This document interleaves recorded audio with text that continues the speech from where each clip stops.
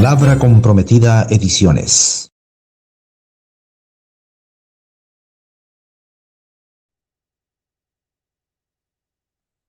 Muy buenas tardes a todas las personas que nos están viendo y escuchando. Es un gusto saludarles. Les doy la más cordial bienvenida. Mi nombre es Juan Jacobo Tancara Chambe y en esta oportunidad, gracias a estos programas que hace Palabra Comprometida Ediciones, estoy a cargo de la ponencia Poesía en la teoría poética de Octavio Paz. Octavio Paz es un autor muy conocido. Ustedes pueden encontrar muchas referencias a su vida y a su obra en diferentes medios. El Fondo de Cultura Económica publicó 14 tomos de sus obras completas. Hay otra colección también, que es una edición personal que él hizo sobre sus obras completas. Bueno, él nació en Mixcoac, en Ciudad de México, bueno, que ahora es Ciudad de México, antes era un distrito aparte. En el año 1914, falleció en la Ciudad de México el 20 de abril de 1998. Bueno, tuvo cáncer. Obtuvo el Premio Nobel de Literatura en 1990 y el Premio Cervantes de Literatura en 1981. Bueno, él obtuvo muchísimos premios, muchos reconocimientos en diferentes países y solamente mencionamos los más importantes. Vuelvo a repetir, se puede encontrar muchísimo sobre Octavio Paz porque él es un autor, un pensador muy reconocido y se difunde bastante, ¿no? Su pensamiento, su obra poética, que es una obra voluminosa y bueno. También para su biografía se puede consultar el libro que se titula Itinerario, publicado en 1993, donde él eh, intenta defender su postura, aclarar algunos malos entendidos sobre sus opciones políticas, habla de su niñez, en fin, dejó publicado muchísimos libros, ya les mencioné, ¿no? Los 14 tomos publicados por el Fondo de Cultura Económica que reúnen sus obras completas. En esta oportunidad vamos a hacer una exégesis de 3 ensayos de Octavio Paz. Mm, ya los voy a mencionar. Y aquí no nos presentamos como especialistas, ¿no? Necesariamente de Octavio Paz. Vamos a delimitar nuestro trabajo en 3 ensayos que componen, desde mi punto de vista, lo más importante de su teoría poética. Octavio Paz no hace una definición de poesía al estilo escolar. Más bien voy a proponer 5 dispositivos que nos permitirán una aproximación a lo que es la poesía bueno, lo que él postula como poesía. Lo que sí define es el poema, porque el poema, según él, está hecho de palabras y por lo tanto se puede definir, ¿no? Pero la poesía la poesía tiene que ver con un asunto más antropológico, tiene que ver con el ser humano. Es como querer definir al ser humano, ¿verdad? Es una tarea imposible. Muchos filósofos, lo que se llama la antropología filosófica, han intentado, pero bueno, siempre hay desencuentros y encuentros entre estas definiciones. Lo mismo hace la teología, en antropología teológica, definir quién es el ser humano.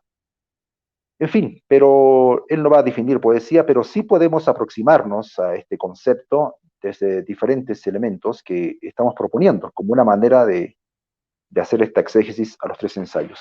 Su padre fue Octavio Irineo Paz, quien participó de la Revolución Mexicana, cercano a Emiliano Zapata, bueno, como se sabe.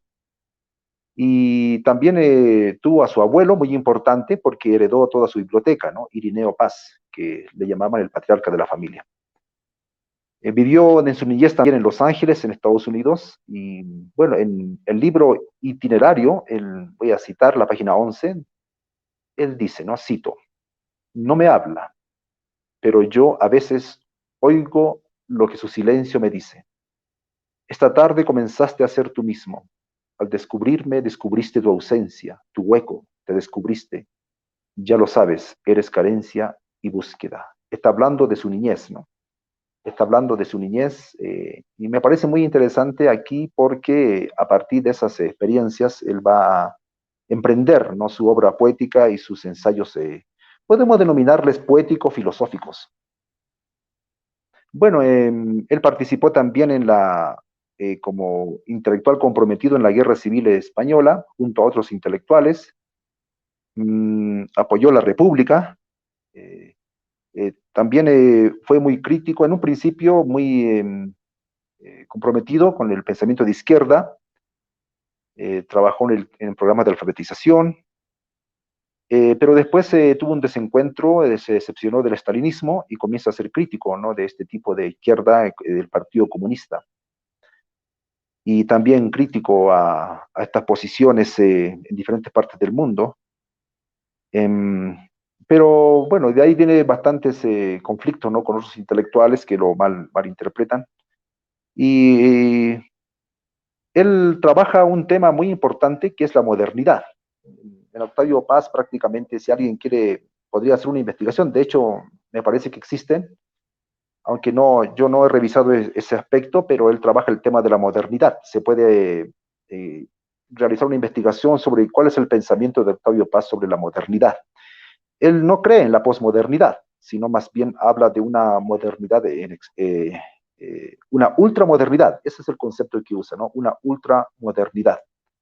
La modernidad es la crítica de la crítica, como la serpiente, ¿no?, que se devora, ¿no?, a sí misma. Y está siempre en sus opciones políticas defendiendo la libertad del individuo. Sobre esta búsqueda que comienza de esta carencia que siente desde su infancia, se puede decir, ¿no? Yo escribo algo, voy a leerlo, sobre mi reacción, ¿no?, sobre este pensamiento de búsqueda. El ser humano se ha perdido y se está buscando a sí mismo. Los humanos inquieren y llegan a perder de vista aquello que procuran con afán, porque lo que buscan fuera de sí está en ellos mismos. Se podría decir que el ser humano tiene que volver en sí.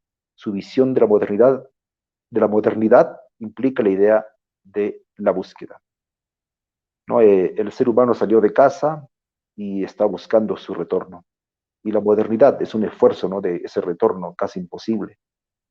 Y debido a ello existe el arte, existe la poesía, como esta palabra original que nos conecta con el origen, valga la redundancia, ¿no?, que nos conecta con el principio. Bien, ¿qué podemos decir más de su biografía? Voy a citar la página 15 de su libro Itinerario. Dice, cito, la experiencia nos enfrenta a la indiferencia universal, la del cosmos y la de nuestros semejantes. Al mismo tiempo, es el origen de la sed de totalidad y participación que todos padecemos desde nuestro nacimiento. Entonces, ahí él está intentando más o menos eh, hacer una reflexión sobre de dónde nace, ¿no?, esta profunda sed de totalidad y esa búsqueda. Después también dice en la misma página, la experiencia, bueno, eso ya lo he leído, sí, sí, ya lo he leído, perdón. Voy a ver si encuentro alguna otra cita importante para poder, no voy a hablar mucho de su biografía. Bueno, él vivió en la India, bueno, vivió en Francia, muy cercano a los surrealistas, a André Breton, y también vivió en la India, eh, eh, desde donde intenta reflexionar, ¿no? No necesariamente, dicen algunos quienes estudian a Octavio Paz, desde un conocimiento profundo de la India, sino más se trata sobre todo de un mexicano, de un occidental, intentando descifrar, ¿no?, a la India. El tema del amor con Marie José es muy importante en la vida de Octavio Paz, y bueno, que también está presente en su obra poética. Fue embajador diplomático, eh, que renunció, ¿no?, luego de la matanza en Tlatelolco, que fue una, un hecho el 2 de octubre de 1968, en la presidencia de Gustavo Díaz Ordaz, ¿no?, a los movimientos estudiantiles y lo que se llamó la matanza de estudiantes en México. Eso motivó la renuncia al cargo de embajador. Bueno, ya son, como les decía, no voy a remitir mucho a su biografía porque ya la vida de Octavio Paz es muy divulgada, es muy conocida. Inmediatamente es importante citar algunas obras importantes que él escribió. Publicado en poesía, por ejemplo, tenemos Libertad bajo palabra, el año 1958, Salamandra, 1962, Ladera Este, 1969, Vuelta, 1976, Árbol Adentro, 1987. Y los ensayos, porque repito, Octavio Paz fue un ensayista y un poeta, ¿no? Aquí vamos a hablar sobre todo del Paz ensayista. Sería interesante. Bueno, hay muchos estudios y muchas conferencias también sobre la poética de Octavio Paz, pero ese ámbito no lo vamos a tocar. Ya les mencioné que vamos a trabajar 3 ensayos de Octavio Paz. En ensayo está El arco y la lira, Las peras del olmo, Puertas al campo, Corriente alterna, Claude Lévi-Strauss, El nuevo festín de Esopo, bueno, el 67, Peras al olmo 57, El arco y la lira 56, Puertas al campo 66, y entre otros, ¿no? Apariencia desnuda, 73, conjunciones y disyunciones, que son más bien traducciones, me parece. En 1969, Postdata, 1970, El signo y el garabato, en 1973, El ogro filantrópico, una obra política, 1979. Sor Juana Inés de la Cruz o Las trampas de la fe, un estudio voluminoso, ¿no? De Octavio Paz sobre esta santa mexicana. Y bueno, Tiempo nublado, en 1983, Sombras de obras, 1983, Hombres en su ciclo, 84, Pequeña crónica de grandes días, Al paso, Vislumbres de la India, en 1995, entre otros. Estos pensadores latinoamericanos, ¿no? Y que dejan una herencia voluminosa, una colosal obra en Octavio Paz. Bueno, ahí acaba entonces la presentación sobre la vida de Octavio Paz. Les recomiendo otra vez el libro Itinerario, para conocer su biografía, escrito por él mismo, ¿no? Unas aclaraciones, ponerse a cuenta, ¿no? Muchos aspectos, ¿no? de su vida, Octavio Paz, Itinerario, publicado en 1993. Entramos a nuestro tema de hoy, que nos convoca poesía en la teoría poética de Octavio Paz. La teoría poética lo encontramos en el libro El arco y la lira, publicado en 1956, en la primera edición. Luego, el segundo ensayo se titula Los hijos del limo, del romanticismo a la vanguardia, publicado por primera vez en 1987. Y finalmente, La otra voz, poesía y fin de siglo, publicado en 1990. Estos escritos son los más elaborados de Octavio Paz, según mi percepción, sobre el término en cuestión, ¿no? Poesía. Vamos a leer, voy a leer un fragmento de una poesía de Octavio Paz, justamente un poema, mejor dicho, que habla de la poesía, un poema que habla de la poesía, perdón, que está en su libro publicado en 1998, Libertad bajo palabra. Dice el poema, no voy a citar el poema completo, sino algunos fragmentos, bueno, alguna parte de este poema, que yo considero importante, ¿no? Como para poder arrancar con la reflexión. Cito: no es el hombre, criatura capaz de contenerte, avidez que solo en la sed se sacia, llama que todos los labios consume, espíritu que no vive en ninguna forma, mas hace arder todas las formas. Percibo el mundo y te toco, substancia intocable, unidad de mi alma y de mi cuerpo, y contemplo el combate que combato, y mis bodas de tierra.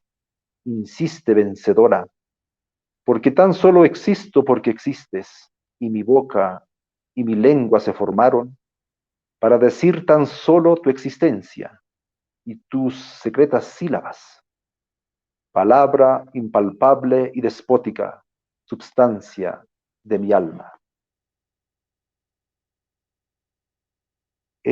Conscientes de que la poesía es reacia a la definición, ¿no? Octavio Paz dice, ¿no? En La otra voz, poesía y fin de siglo, página 71, dice, cito: escribí poemas, no poesía, porque se puede discutir interminablemente sobre la segunda, mientras que no es difícil convenir en el significado de la palabra poema, un objeto hecho de palabras, destinado a contener y secretar una substancia impalpable, reacia a las definiciones llamada poesía. En teología, como también transito por los escritos teológicos, se habla de Jesús y el Logo encarnado, ¿no? Que dice en primera de Juan 1, ¿no? El Logo encarnado.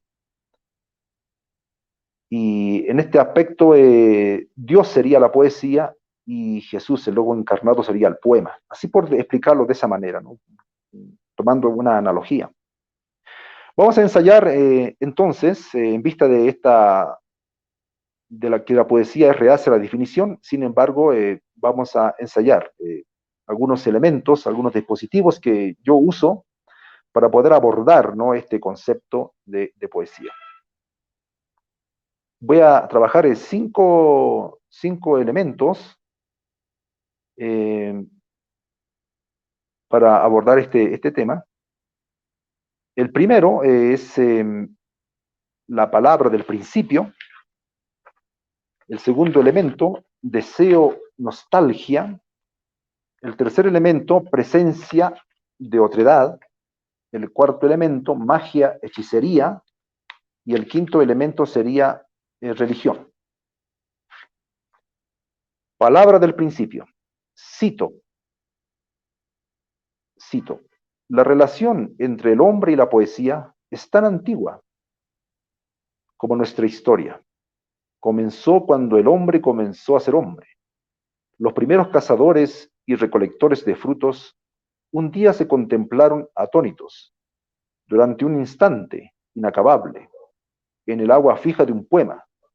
Desde entonces, los hombres no han cesado de verse en ese espejo de imágenes, y se han visto simultáneamente como creadores de imágenes y como imágenes de sus creaciones. En la otra voz, página 139. Los seres humanos hicieron poesía por primera vez cuando se contemplaron y se descubrieron como humanos, cuando tomaron conciencia de que ellos eran creadores de sus propias imágenes y que podían reconocerse en ellas. La poesía desde entonces ha sido el espejo del ser humano, un espejo mágico, se puede decir, que guardó y guarda sus imágenes más antiguas. No solo espejo, sino también memoria. Hay un elemento importante en paz, que es la analogía, que intentar aproximar cosas que son completamente diferentes. También la analogía está en captar el ritmo, el sonido del universo, el ritmo del cuerpo. Está también el tema de los mitos, son las comunidades que se reúnen alrededor de los mitos y los mitos fundadores de la comunidad. Y ahí también hay poesía. Se trata de representar la realidad, pero para cambiarla. Se trata de imitar el ritmo de la naturaleza. El ritmo habla, se puede decir, ¿no? Dirección, entonación, cadencias y acentos que están presentes en el habla humana. La poesía es productora de imágenes. Por eso Octavio Paz dice, ¿no? La poesía no hay que entenderla, sino hay que verla. Y eso a mí me ayudó bastante a aproximarme al mundo, a las obras poéticas, porque en un principio intentaba entenderlas, y eso es un trabajo terrible, ¿no? Es difícil. Pero cuando uno intenta ver los poemas, ver antes que entender, entonces el camino se allana. La poesía es una imagen del mundo y del ser humano. El ser humano necesita realizar imágenes, necesita representar el mundo y necesita representarse a sí mismo. En ese sentido, está el tema de la analogía, el tema también del ritmo, el ritmo. El ritmo es imagen y sentido, no una abstracción que se pueda convertir en un esquema racional. Antes bien, es una visión concreta del mundo, actitud espontánea del ser humano ante la vida.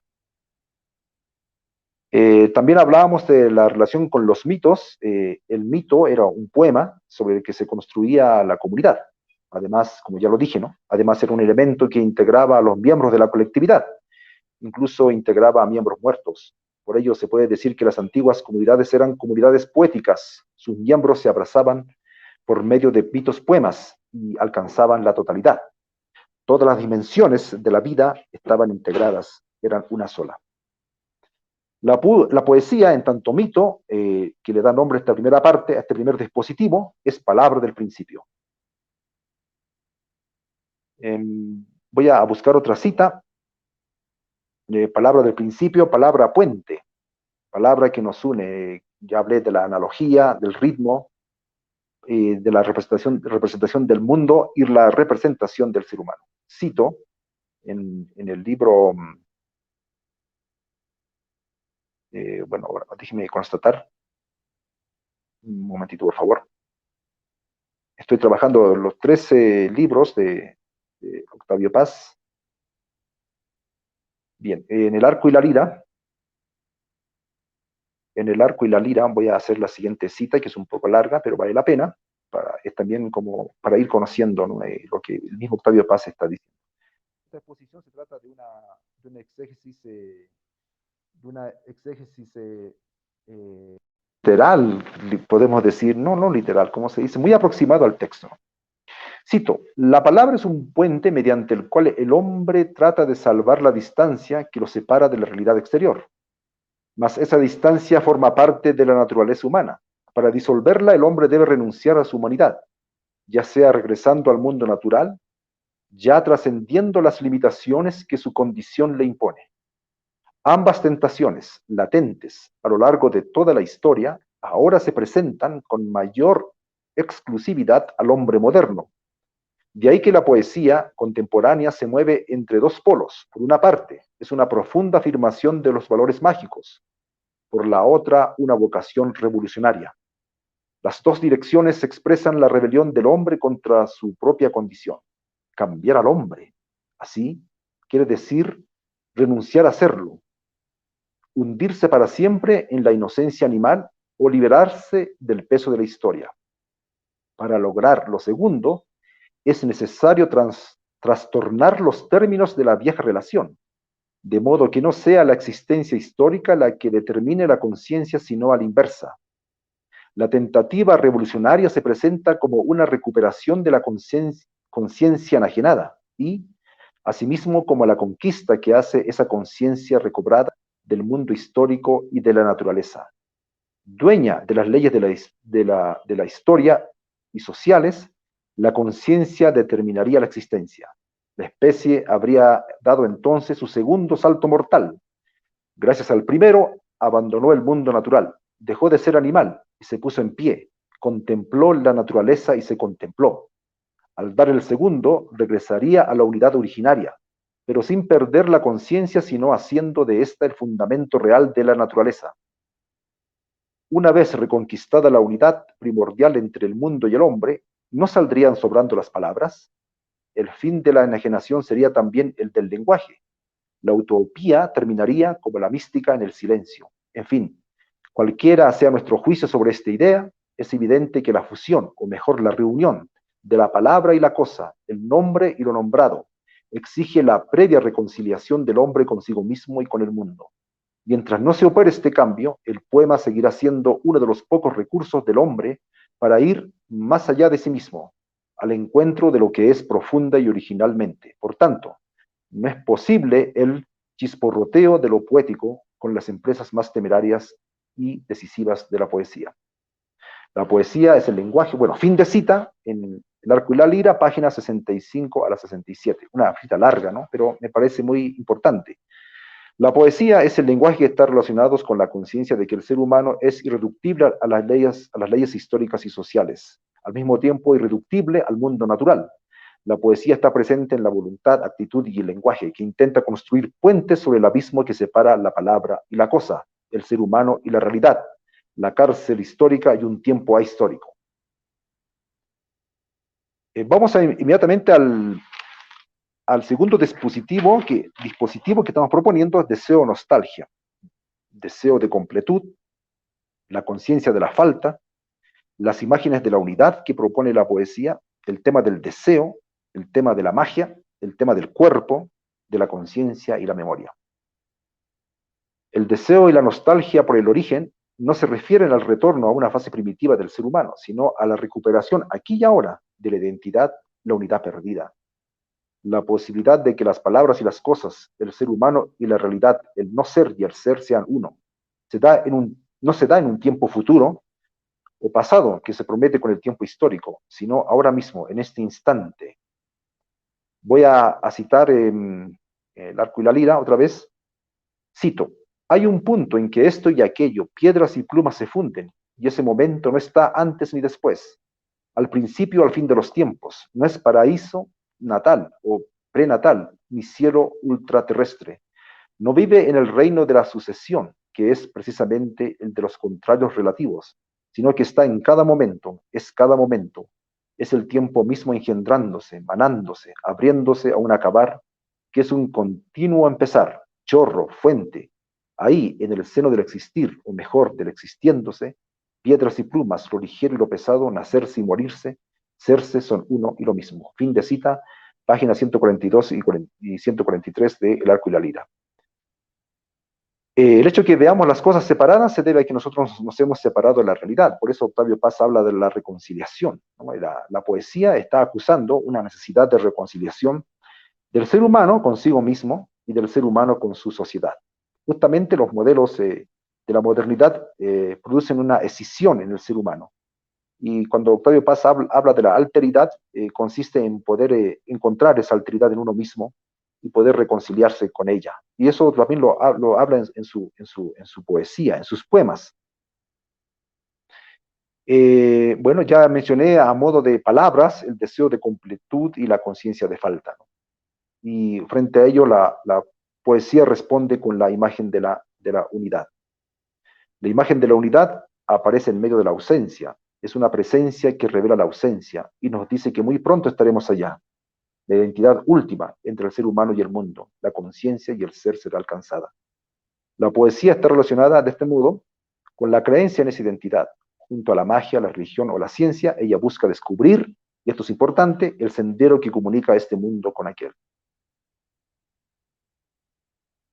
Sobre la nostalgia, Octavio Paz, en el mismo libro El arco y la lira, dice, la nostalgia de la vida anterior es presentimiento de la vida futura, pero una vida anterior y una vida futura que son aquí y ahora, que se resuelven en un instante relampagueante. Esa nostalgia y ese presentimiento son la substancia de todas las grandes empresas humanas. Trátese de poemas o de mitos religiosos, de utopías sociales o de empresas heroicas. Y quizás el verdadero nombre del hombre, la cifra de su ser, sea el deseo. Las utopías sociales, las empresas heroicas, los proyectos de la antigüedad y el moderno, todo cuanto hemos hecho han sido impulsadas por el deseo, se podría decir.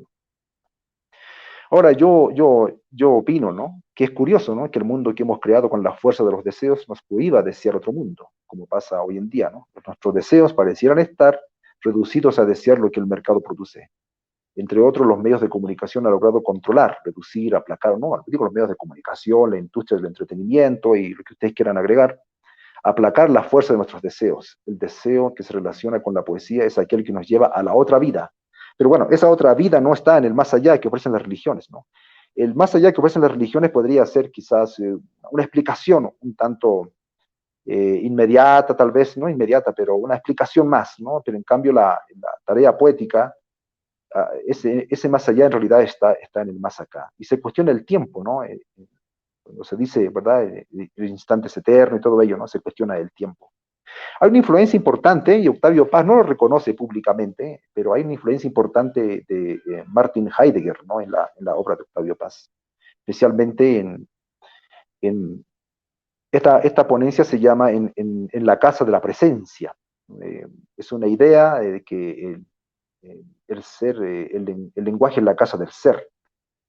De ahí toma el título, este título en realidad es el título de un tomo que habla sobre sus ensayos poéticos, su teoría poética le he llamado yo, su teoría poética.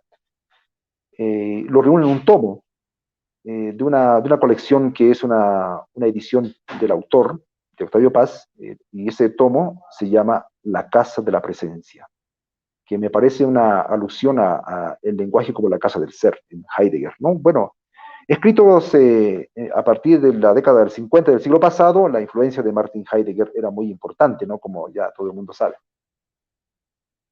El deseo opera como creencia mágica, ¿no? Deseamos que esto sea aquello. La creencia mágica ha sido desechada por el predominio del razonamiento lógico, por el positivismo, por ejemplo, ¿no?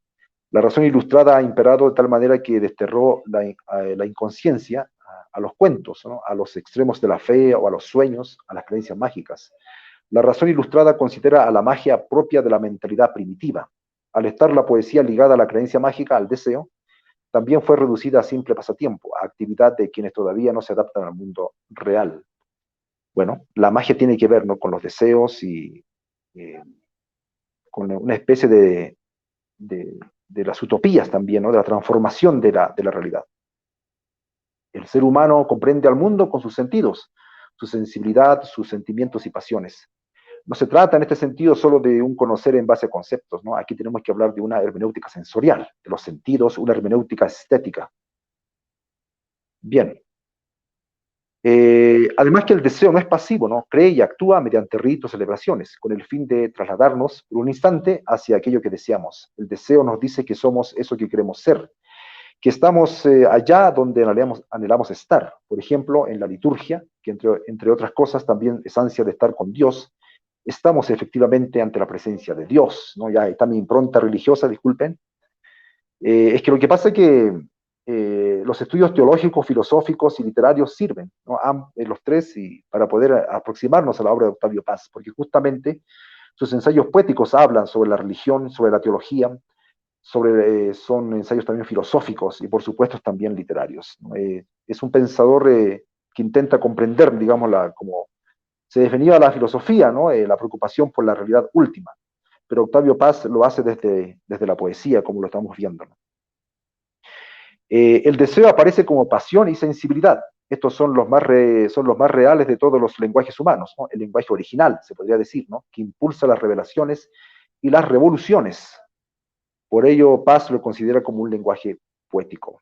Cito, esta vez voy a citar Los hijos del limo, la página 62. Cito: la poesía es el lenguaje original de la sociedad, pasión y sensibilidad, y por eso mismo es el verdadero lenguaje de todas las revelaciones y revoluciones. Ese principio es social, revolucionario. El regreso al pacto del comienzo, antes de la desigualdad. Ese principio es individual y atañe a cada hombre y a cada mujer. Reconquista de la inocencia original. Fin de cita. La pasión y la sensibilidad son el lenguaje original de la sociedad, el lenguaje de las revelaciones y las revoluciones, ¿no? Volvernos a la pasión y a la sensibilidad es retornar al pacto del comienzo, antes de que comenzara la sociedad de la desigualdad. La pasión y la sensibilidad nos atañen de manera individual, pero también estaban presentes en nuestras relaciones sociales, antes de ser seres racionales, que se engañan con mundos inventados, se podría decir, ¿no?, con leyes metafísicas.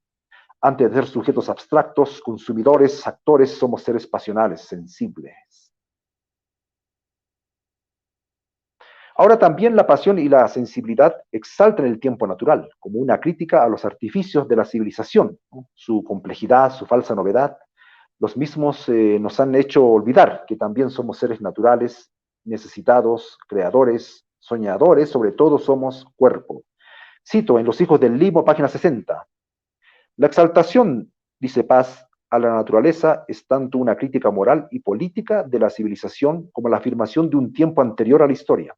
Pasión y sensibilidad representan lo natural, lo genuino ante el artificio, lo simple frente a lo complejo, la originalidad real ante la falsa novedad. La superioridad de lo natural reposa en su anterioridad, el primer principio, el fundamento de la sociedad. No es el cambio ni el tiempo sucesivo de la historia, sino un tiempo anterior, igual a sí mismo siempre. La degradación de ese tiempo original, sensible y pasional en historia, progreso y civilización, se inició cuando, dice Rousseau, por primera vez un hombre cercó un pedazo de tierra y dijo: esto es mío, y encontró tontos que le creyesen. Fin de cita. La exaltación por la naturaleza, por el primer principio, es, antes que un camino real de retorno a como éramos, un ferviente deseo, una nostalgia por el origen, una negación crítica por un presente convertido en infierno.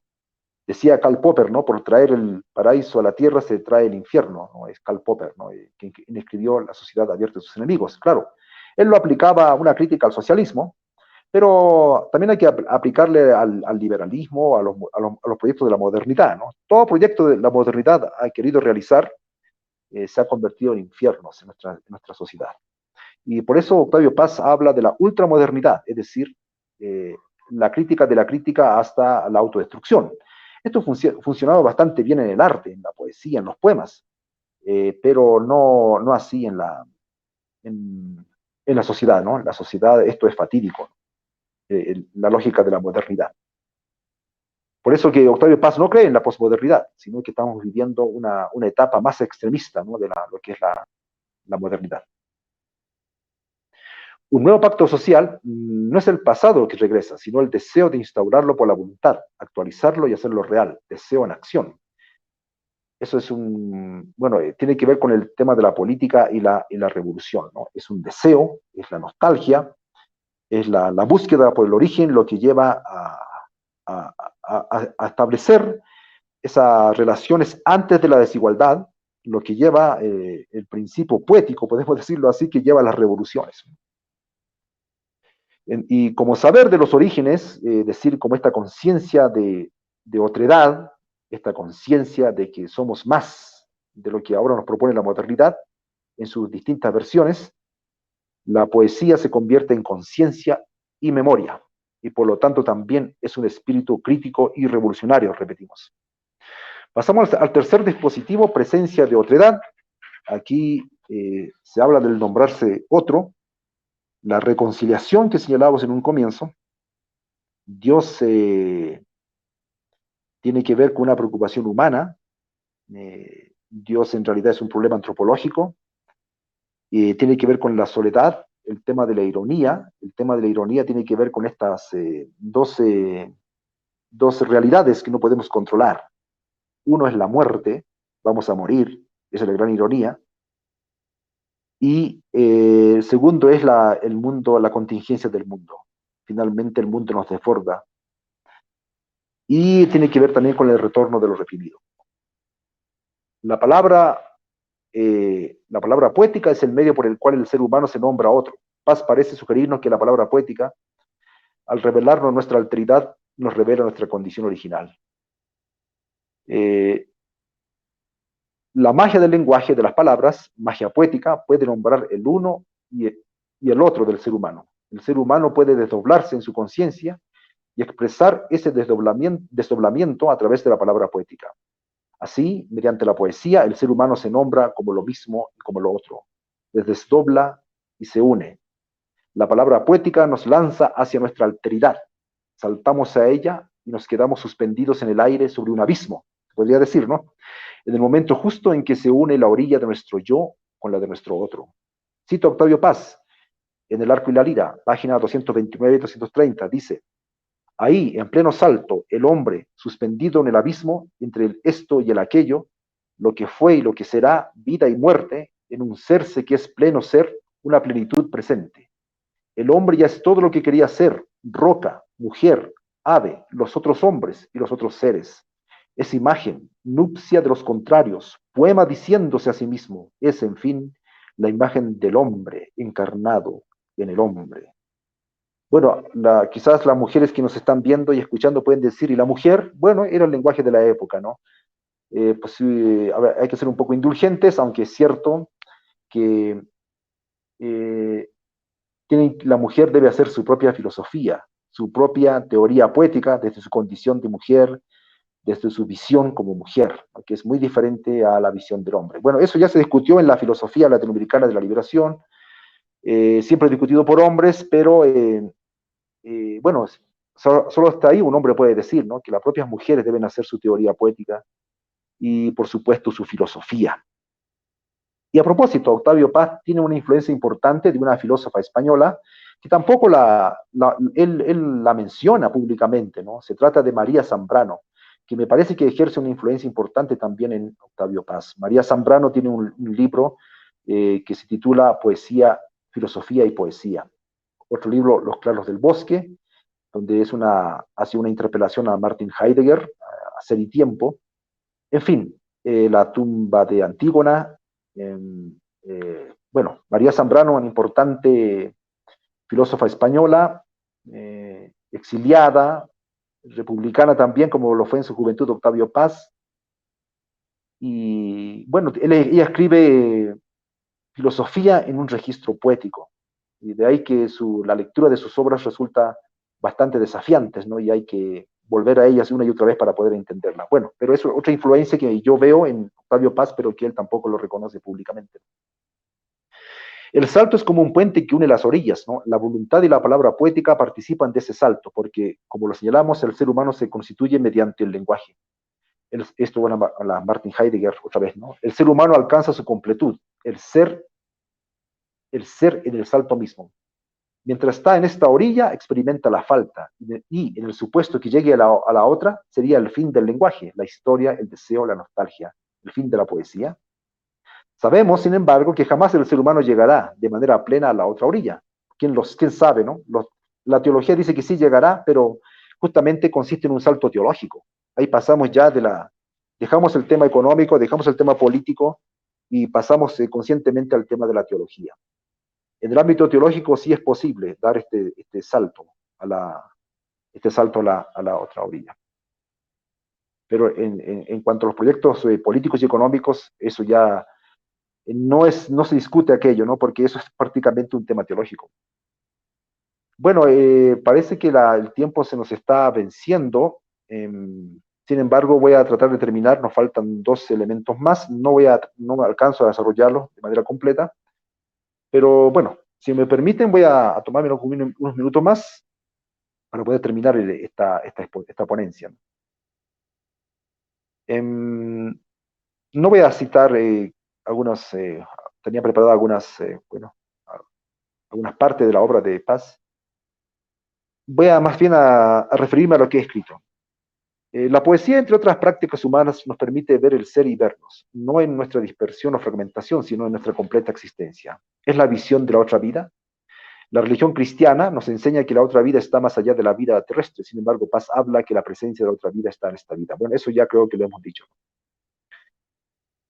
En pleno salto, el ser humano une las orillas, esto y aquello, ¿no? Y Paz en el Arco y la Lira, página 162, dice, ¿no? Voy a citar, en suma, el salto mortal, la experiencia de la otra orilla, implica un cambio de naturaleza, es un morir y un nacer, más la otra orilla está en nosotros mismos. Sin movernos, quietos, nos sentimos arrastrados, movidos por un gran viento que nos echa fuera de nosotros, nos echa fuera y al mismo tiempo nos empuja hacia dentro de nosotros. El ser humano corajudamente brinca a la otra orilla, cree que llegará, su acción es movida por la fe, se puede decir, ¿no? Desde mi influencia teológica, se arriesga a morir porque cree que puede resucitar, es más, consciente de su actual condición, apuesta por un nuevo nacimiento, por empezar de nuevo, de cero. ¿Quién le asegura que efectivamente será así? El ser humano lleva en sí la esperanza y la fatalidad, la libertad y la esclavitud, el anabolismo y el catabolismo, la finitud y la ansia de infinitud. Es ser y carencia de ser. En él se anidan la muerte y la vida. El acto poético justamente muestra esta condición humana. Bien, vamos a pasar al siguiente dispositivo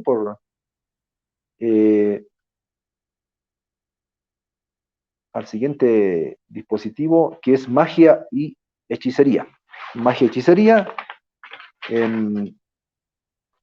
sobre todo el tema del poder, que aquí es nuevo, ¿no? Porque ya los otros temas los he ido desarrollando. La operación poética es parecida a la operación mágica, no sé si esto lo estoy redundando, vale, pero lo recordamos, tal vez porque la poeta y el mago usan el principio de analogía, ya lo dijimos, el mago para obrar se sirve de la naturaleza, el poeta de las palabras. Voy a citar a Octavio Paz, ¿sí? Vale la pena, en el Arco y la Lira, página 85 y 86. Cito, la operación poética no es diversa del conjuro, el hechizo y otros procedimientos, y la actitud del poeta es muy semejante a la del mago. Los dos utilizan el principio de analogía, los dos proceden con fines utilitarios. No se pregunta qué es el idioma o la naturaleza, sino que se sirven de ellos para sus propios fines. Magos y poetas, a diferencia de filósofos, técnicos y sabios, extraen sus poderes de sí mismos. Para obrar no les basta poseer una suma de conocimientos, como ocurre con un físico o con un chofer. Toda operación mágica requiere una fuerza interior, lograda a través de un penoso esfuerzo de purificación. Las fuentes del poder mágico son dobles, las fórmulas y demás métodos de encantamiento. Y la fuerza psíquica del encantador, su afinación espiritual, que le permite acordar su ritmo con el del cosmos. Lo mismo ocurre con el poeta. El lenguaje del poema está en él y solo a él se lo revela. La revelación poética implica una búsqueda interior, búsqueda que no se parece en nada a la introspección o al análisis, más que búsqueda, actividad psíquica, capaz de provocar la pasividad propicia a la aparición de las imágenes. Fin de cita. Bueno, el poeta como el mago, para obrar extrae el poder de sí mismo, no necesita poseer conocimientos, el poema sale de él porque solo a él se le revela. Como un mago, elabora fórmulas lingüísticas y encanta con las palabras. Con ello evoca, configura imágenes y busca transformar la realidad. Esta idea bueno, esta idea ya lo hemos adelantado, sin embargo aquí no lo asentamos un poco más, ¿no? El poder del poeta depende de las fórmulas del lenguaje y la imaginación, en las que pacten, como se dijo, esto y aquello, ¿no? Lo uno y lo otro, lo mucho y lo uno. Hacer poesía es hacer magia. El poeta efectivamente es mago. Su palabra nos salva del caos. Realiza conjuros para hacer aparecer imágenes de realidades alternativas y diferentes, que nos invitan a soñar y desear otra vida. Yo creo que lo voy a dejar ahí por el tiempo. Y pasamos inmediatamente al último dispositivo que estamos usando para aproximarnos al concepto de poesía en Octavio Paz, y tiene que ver con la religión. La palabra poética habla del ser humano, de lo que el ser humano es en efecto, como lo hemos visto, pero también de lo que podría ser, es decir, habla de una ausencia, también lo hemos visto, ¿no? Que está en el corazón del ser humano. No, esta ausencia no está en el mundo, sino que está en el mismo ser humano. Vemos que las personas intentan llenar el vacío que produce esta ausencia con proyectos, roles, cosas, utopías, pero nada es suficiente. La presencia de la ausencia sigue ahí. La olvidamos, pero vuelve en cualquier momento. Apenas nos descuidamos. Se presenta como nostalgia o sentimiento de falta. Es un tremendo hueco que muchas personas llenan con la religión. Tal vez Dios pueda llenar ese vacío. Quizás él o ella, porque algunas teólogas que hacen teología desde la mujer dicen que Dios puede ser ella. Para algunos eso suena aberrante, ¿no? En el Perú está una religión, un movimiento religioso que se llama de la diosa madre, que tiene muy asustado, ¿no?, a los evangélicos. En fin, pero bueno, es otro tema. Quizás él sea la presencia ausente, ¿no? Voy a leer en El Arco y la Lira, página 156, Octavio Paz dice: el mundo de lo divino no cesa de fascinarnos porque, más allá de la curiosidad intelectual, hay en el hombre moderno una nostalgia. La boga de los estudios sobre los mitos y las instituciones mágicas y religiosas tienen las mismas raíces que otras aficiones contemporáneas, como el arte primitivo, la psicología del inconsciente o la tradición oculta. Estas preferencias no son casuales, son el testimonio de una ausencia, las formas intelectuales de una nostalgia. De ahí que, al inclinarse sobre este tema, no puede dejar de tener presente su ambigüedad. Por una parte, busco que poesía y religión brotan de la misma fuente y que no es posible disociar el poema de su pretensión de cambiar al hombre sin peligro de convertirlo en una forma inofensiva de la literatura. Por la otra, creo que la empresa prometeica de la poesía moderna consiste en su beligerancia frente a la religión, fuente de su deliberada voluntad por crear un nuevo sagrado, frente al que nos ofrecen las iglesias actuales. Fin de cita del libro señalado, página 156, El Arco y la Lira. La poesía, como la religión, buscan cambiar al ser humano. En este sentido, un poema no puede ser reducido a mero objeto literario, pero contra la religión cristiana, la que nos es más familiar a nosotros, por supuesto, la poesía propone crear un nuevo sagrado, uno que parece no hallarse en las iglesias institucionales, donde se encuentra lo sagrado. Podemos preguntarnos, ¿cuál es su novedad en relación a lo que era sagrado ayer? ¿Dónde está lo sagrado? Paz para decir que lo sagrado está en el mismo ser humano. El humano lo constituye al constituirse. Lo sagrado es una experiencia exclusiva de las personas, de modo que la poesía sacraliza al ser humano. Paz respondería que no necesariamente que es una idolatría, ¿no? Lo que hace la poesía más bien, como ya lo señalamos, es hacer consciente al ser humano que él es más, vale más y está más allá de las instituciones, literatura, lenguaje, roles, leyes sociales, leyes históricas, los proyectos de la modernidad. La experiencia de lo sagrado faculta al ser humano para asirse como lo que es, contingencia, finitud, falta, pero también nostalgia y deseo de probabilidad, inagotabilidad y presencia. Bien, lo voy a dejar ahí, voy a hacer ya un cierre señalando estos dispositivos que hemos visto para aproximarnos a una exégesis en tres ensayos de Octavio Paz: El arco y la lira, Los hijos del limo y La otra voz, poesía y fin de siglo. Eh, Están separados por una gran cantidad de tiempo, de años, quiero decir, ¿no? Desde la década del 50, desde la década del 50 comienza Paz a reflexionar la sociedad, la realidad, la modernidad desde la poesía, comienza a entender los grandes problemas sociales a través del arte intenta comprender también la modernidad, este concepto, más que concepto, este proyecto humano, social, occidental, que nos tiene ahora a todos en vilo, ¿no? Metidos en su laberinto, del cual no parece haber salida. Y todos los proyectos fallidos de la modernidad ya lo anticipaba el arte, ¿no? Se hablaba del fin del arte como una analogía del fin, ¿no? No del fin de la historia del último hombre que decía Fukuyama, sino de la imposibilidad de crear, ¿no?, estos megaproyectos.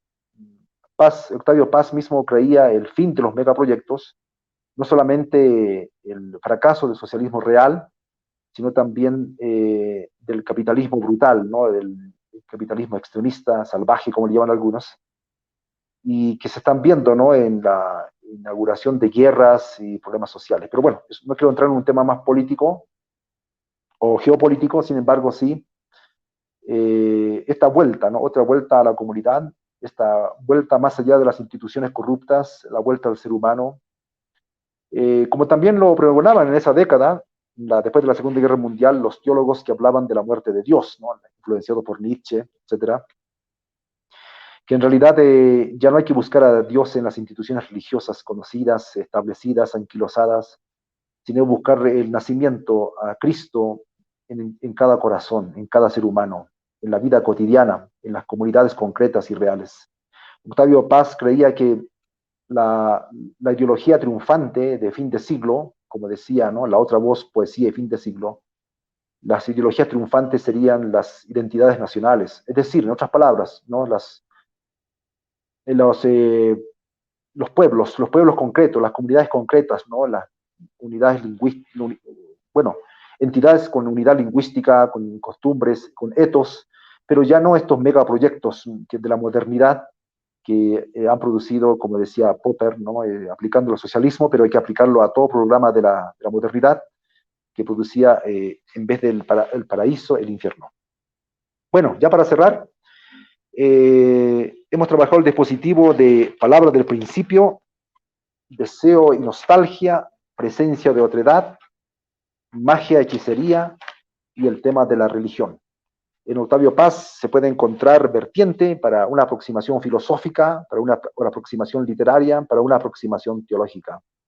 Paz, a través de la poesía, discute con la modernidad, discute con la política, con la sociedad, porque la pregunta por la poesía es la pregunta por el ser humano. Es la pregunta por el ser humano, es la pregunta por la otredad.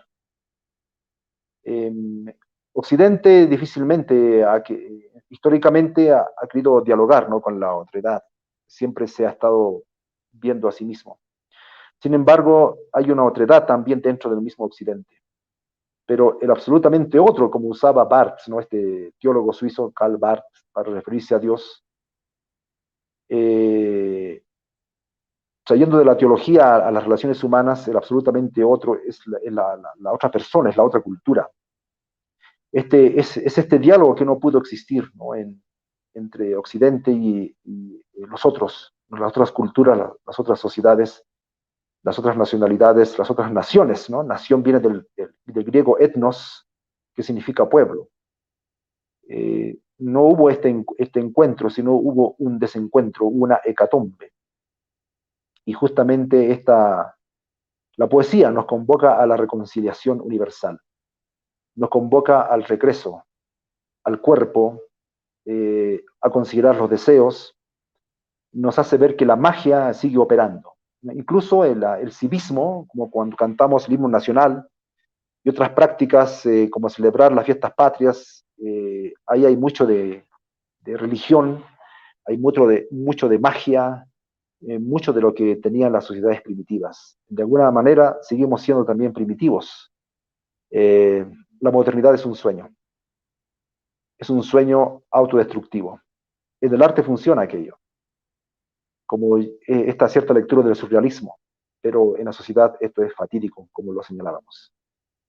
Bueno, hasta aquí dejo esta ponencia para no alargarme más y agradecerles mucho por la atención dispensada y tengan ustedes una muy buena noche y continuemos con la reflexión poética y haciendo poesía. Y la poesía no solamente está en los textos escritos, según mi interpretación de Octavio Paz, sino está en el cuerpo, en la danza, en la contemplación, en la revolución, en las luchas del pueblo, en las luchas sociales. Está cuando el ser humano se resiste a ser reducido a un rol y quiere ser más. Ahí también está la poesía. Es un proceso de humanización. Muchas gracias. Hasta una siguiente oportunidad.